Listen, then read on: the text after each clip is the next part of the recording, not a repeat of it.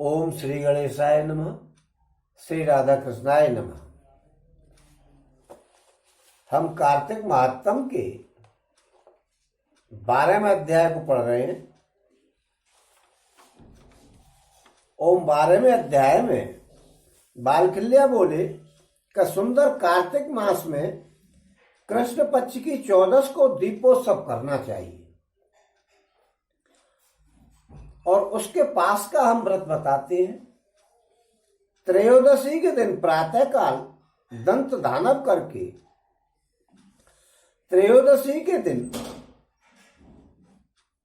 प्रातःकाल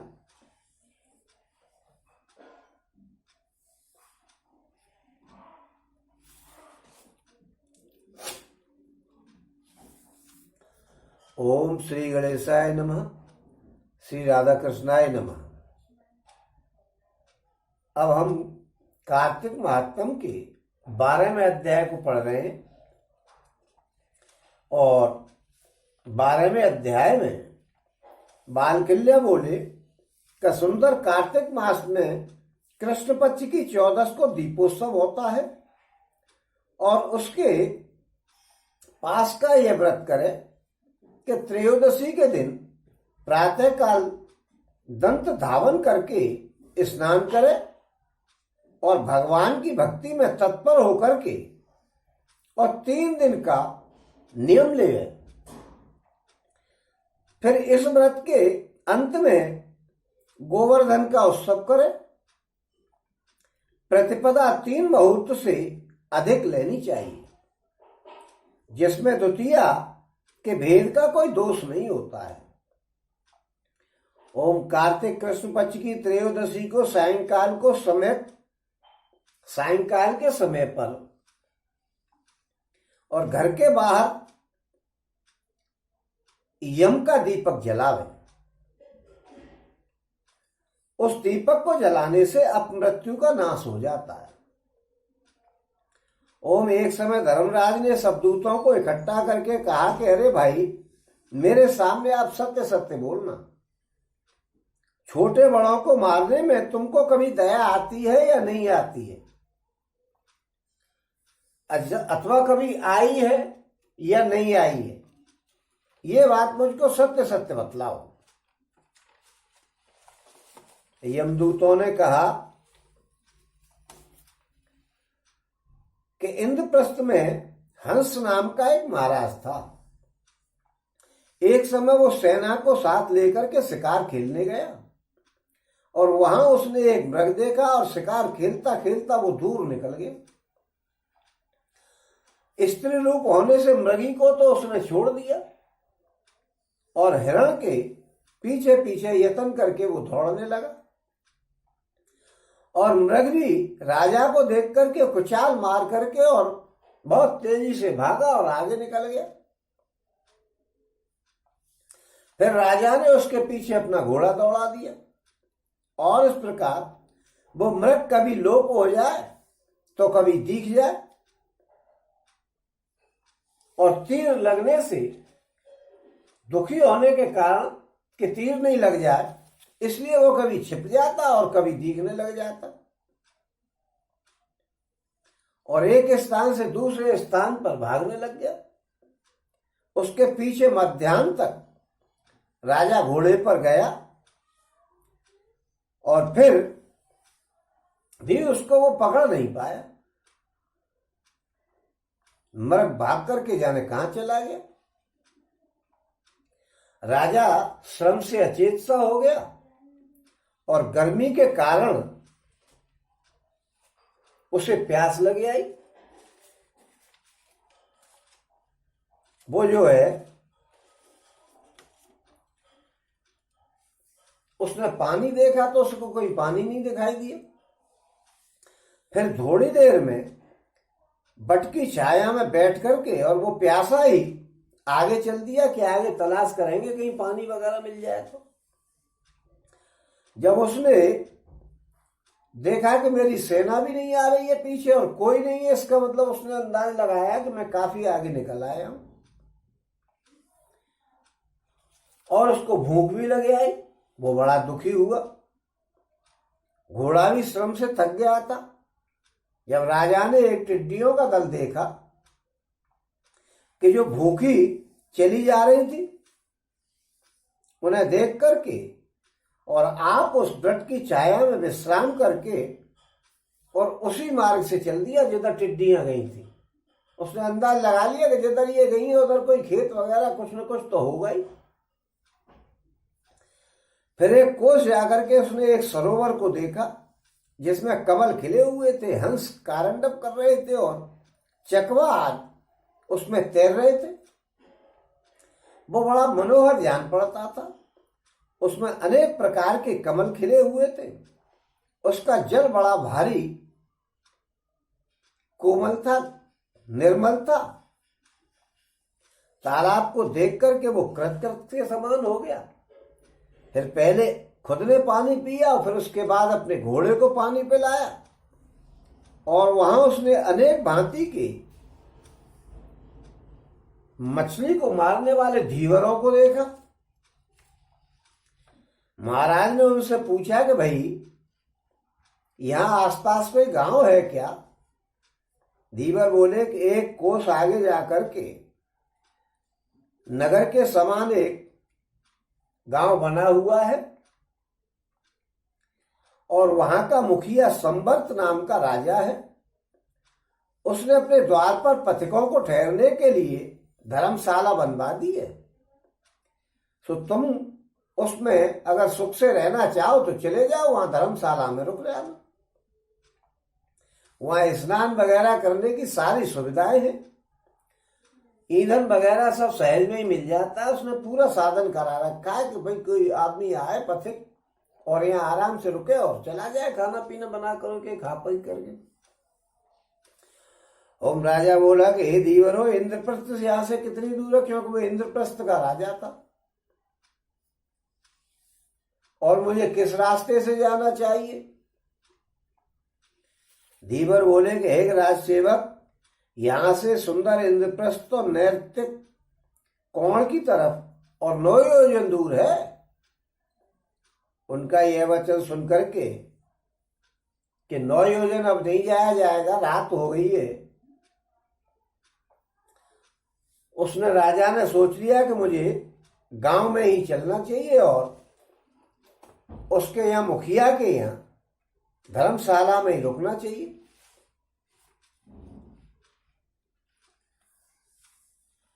और वह राजकुमार ने वहां जाकर के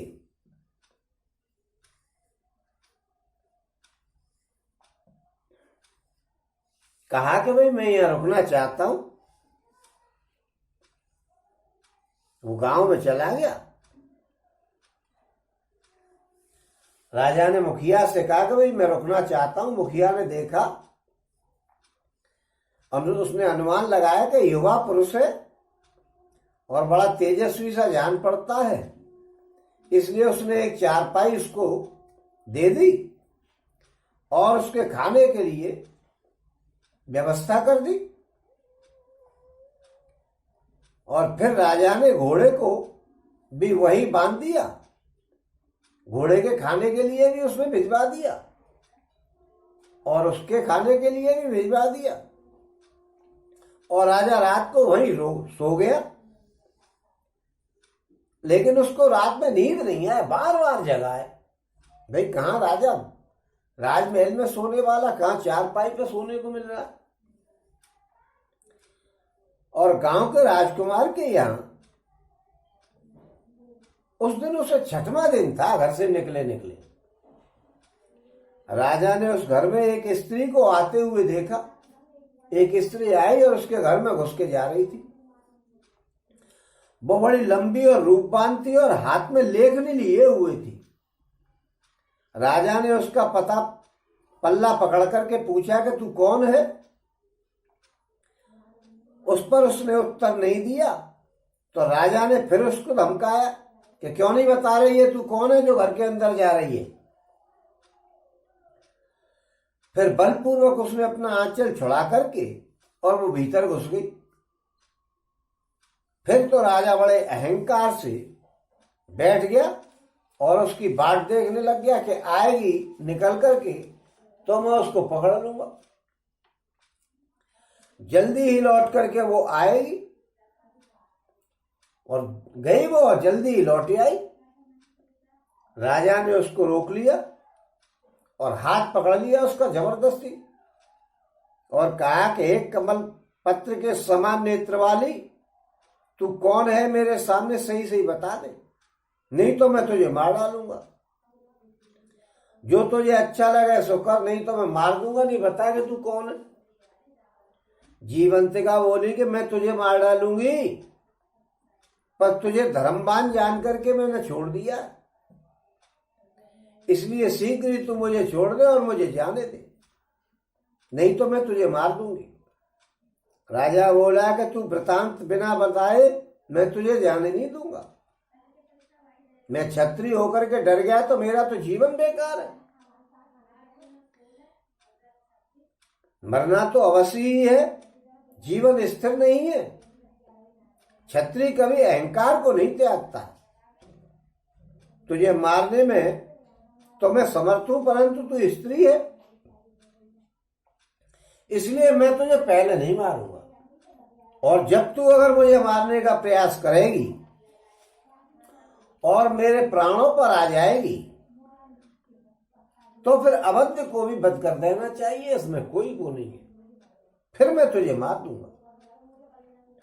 उसका ये वचन सुन करके और षष्ठी ने कहा कि तू अपने धर्म पर आरूढ़ है, इसलिए हे राजा मैं तुझसे बहुत प्रसन्न हूं। मैं जीवंतिका हूं। इस राजकुमार के यहां जो बालक हुआ है उसके ललाट पर मैं अक्षर माला लिखने आई थी, और लिख करके शीघ्र ही स्वर्ग को जा रही हूं। राजा बोला कि हे माता, आपने इसके मस्तक पर क्या लिखा है, सो मुझसे बता दीजिएगा, मैं इसको सुनना चाहता हूं। तो जीवंतिका बोली कि हे राजा, मैंने इसके मस्तक पर लिखा है कि विवाह के चौथे दिन इसकी मृत्यु हो जाएगी सांप के काटने से। चौथे दिन इसको सांप काट जाएगा, शादी के चौथे दिन, और ये मर जाएगा। ये मैंने इसके ललाट पर लिख दिया। ये कह करके और वो देवी वहां से अंतर ध्यान हो गई। राजा ने इसे आश्चर्य जान करके, और इसमें मैं विघन करूंगा कि देखो कैसे मर जाए ये सांप के काटने से, मैं इसका उपाय करूंगा। ऐसा विचार करके राजा सुबह तड़के ही अपने नगर को चला आया, और मंत्री को बुला करके उसने ये बात कही कि भंडारे में से धन ले जा करके और मेरी आज्ञा से यमुना जी के बीच में, जिसमें चारों ओर बारिश पानी भरा हो, ऐसा एक पक्का मकान बनाओ जिसमें कोई संधि नहीं रह जाए या छेद नहीं रह जाए, और सर्प विद्या के जानने वालों को और जो मृत्युंजय के जाप करने वाले पंडित जी हों उन सबको बुला करके और उनके महीने पर नौकरी लगा दो। महीनेदारी से रख लो कि मैं जाप आपको करना है, तनख्वाह लेकर के जाना है,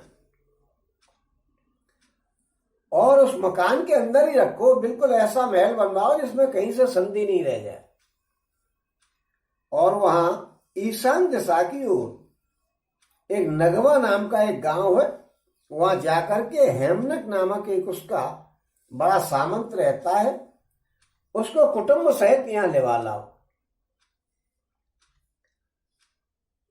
और उसे उस महल में बसा दो। जो उसके बालक हुआ है उसे भी ले आना। राजा ने उनसे ऐसा वचन कहा। तब उसके वचन को सुनकर के मंत्री ने हेमनक के लाने के लिए बड़ी सेना भेज दी, और मंत्री उस पुरी में गया। सेनापति ने गांव में जाकर के हेमनक से ये बात कही कि तुम्हें राजा ने बुलाया है, तो वो घबरा गया। उसने कहा भैया, मैंने राजा का कोई अपराध कर दिया, क्या कारण हो गया जो ये आ गया है, मुझे राजा बुला रहा है। फिर वो राजा का एक सेवक आया और उसने जाकर के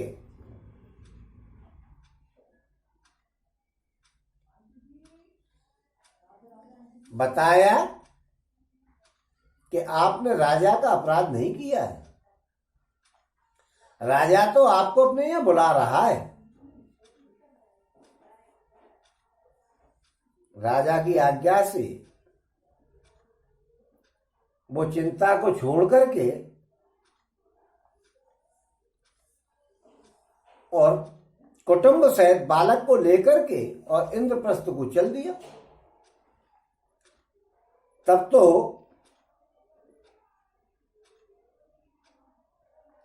उसने बहुत सी राजा के लिए भेंट ली और राजा के दर्शन किए और उसने उसे उसी नए मकान में ठहरवा दिया, महल में।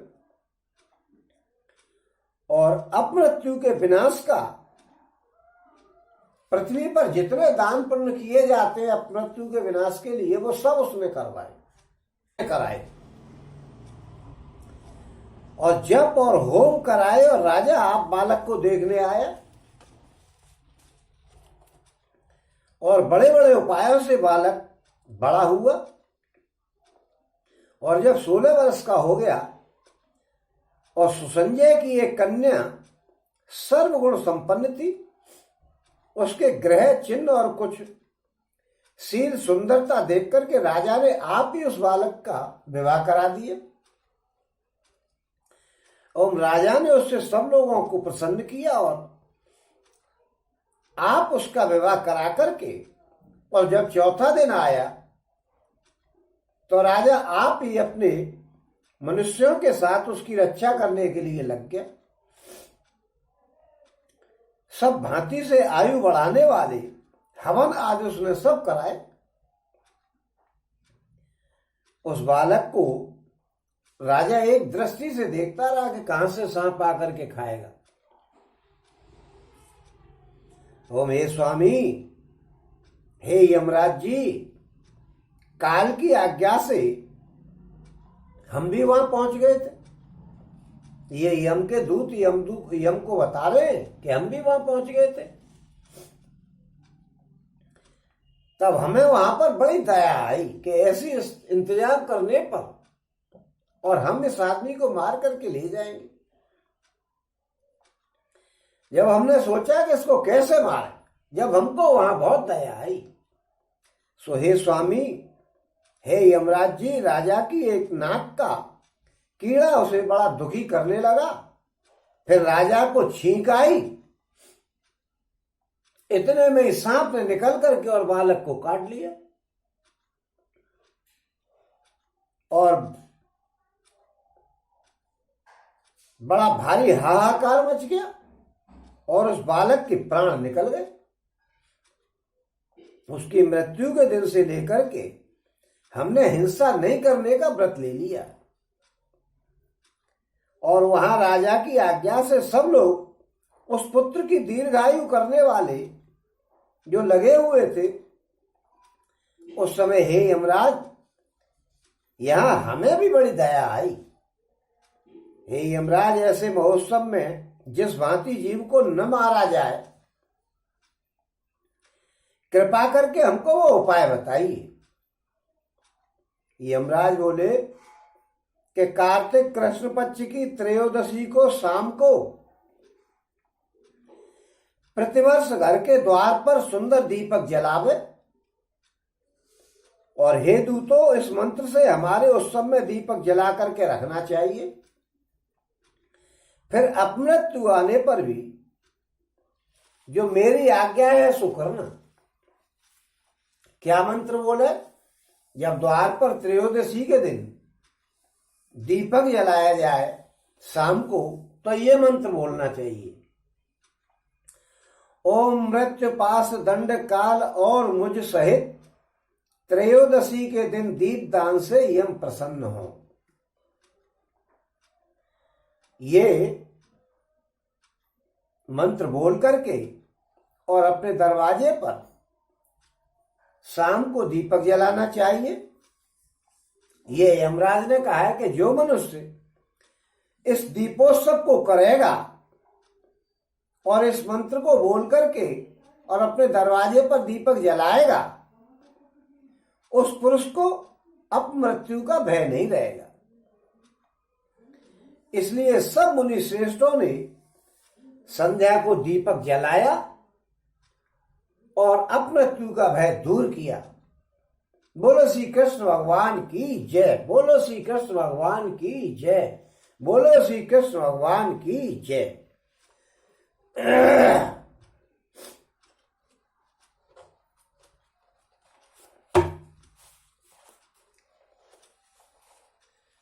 ओम यमराज जी की कहानी बताई जा रही है।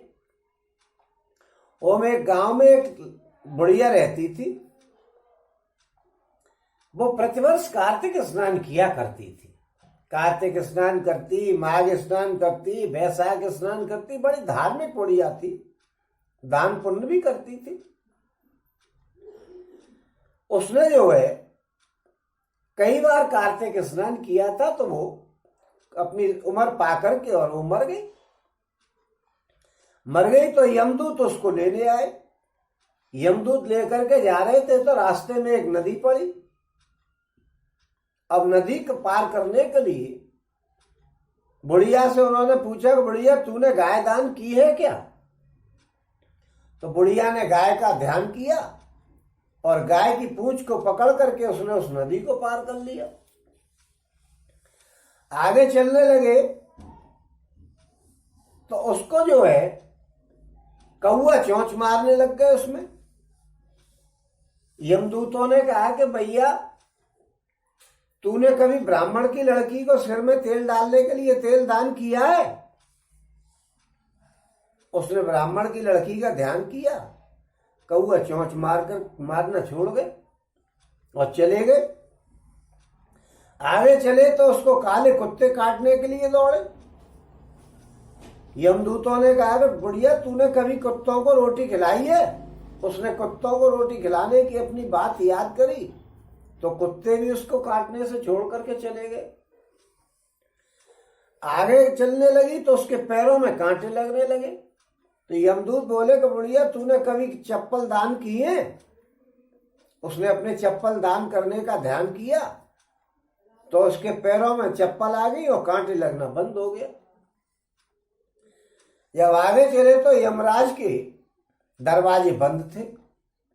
चित्रगुप्त ने कहा कि भाई तुम किसको लाए हो? कि साहब इसने बहुत कुछ तो किया है, कार्तिक स्नान वगैरह किया है, लेकिन यमराज के लिए इसने कुछ नहीं किया। बुढ़िया बोली कि मुझे 7 दिन की आज्ञा दे दो, अब मैं यमराज का व्रत करके आऊंगी। 7 दिन के बाद उद्यापन करके और मैं आ जाऊंगी। यमराज ने कहा भाई इसको जाने दो। बुढ़िया आई, वहां तो बुढ़िया मर चुकी थी, तो सब लोग ये समझ रहे थे कि बुढ़िया मर गई। अब बुढ़िया आई तो उसने देखा कि गांव वालों ने देखा कि भूत आ गया, बुढ़िया का भूत है। गांव वालों ने अपने अपने दरवाजे बंद कर लिए। वो बुढ़िया अपने घर गई तो उसके बेटे और बहू ने अपने दरवाजे बंद कर दिए कि ये भूतरी आ गई है। बुढ़िया ने बताया कि मैं भूतरी नहीं हूं, मैं तो तुम्हारी मां हूं और मैं यहां यमराज से पूछ करके आई हूं। बेटे ने जो है दरवाजा खोला कि आ जाओ माता। भैया बोली कि मैं यहां 7 दिन के लिए व्रत करूंगी और यमराज का पूजन करूंगी और उसके बाद मैं जाऊंगी उद्यापन करके। बेटे ने सारा इंतजाम कर दिया। अब वो पूजन करने लग गई। उसने अपनी बहू से कही कि तू बहू मेरी कहानी सुन ले। बहू बोली कि आज तो मेरे को तो टाइम नहीं है। तो उसने सोचा कि लाओ पड़ोसिन को सुना दूं। पड़ोसिन ने उसकी कहानी सुनी और हुंकरा भरा। इस प्रकार 7 दिन तक। फिर दूसरे दिन आई तो बहू ने कहानी सुनी और फिर बहू ने भी हुंकरा भरा और 7 दिन बाद उसने उद्यापन किया और उद्यापन करके और वो यमराज को गई तो सब गांव वाले उसके साथ चल दिए। यमराज ने उसके लिए जो है वो विमान भेजा तो उस पर सब गांव वाले लग के पहुंच गए। यमराज के दूत बोले कि भाई ये क्या है, हमने तो केवल तुम्हारे लिए वाहन भेजा है और ये गांव वाले सवार हैं, तो उसने बताया कि मेरी तो कहानी केवल पड़ोसन ने सुनी है और उसने हुंकरा भरा है, इसलिए पड़ोसन को साथ ले लो। तो गांव वालों ने उस बुढ़िया के पैर पकड़ लिए और कहा कि भैया हमको भी कहानी सुना दो। फिर बुढ़िया ने पूरे गांव वालों को कहानी सुनाई और पूरे गांव वाले उस विमान पर चढ़ करके यमराज के यहाँ गए और जो युद्धापन किया था उसने उसका सारी चीजें दान कर दी बुढ़िया ने। यमराज बोले कि भाई मैंने तुझे भेजा था कि इतने पूरे गांव को ले आई है कि भाई मेरी कहानी को पूरे गांव वालों ने भी सुना, इसलिए आधा फल इन गांव वालों को दे दो। तो फिर यमराज ने सभी को स्वर्ग में बुला लिया और बड़े आनंद से सब लोग वहां रहने लगे। जैसी बुढ़िया पर कृपा की राधा दामोदर जी ने, ऐसी सब पर करें। कहानी सुनने वालों पर, हुंकरा भरने वालों पर, देखने वालों पर सब करें। बोलो श्री कृष्ण भगवान की जय, बोलो श्री कृष्ण भगवान की जय, बोलो श्री कृष्ण भगवान की जय।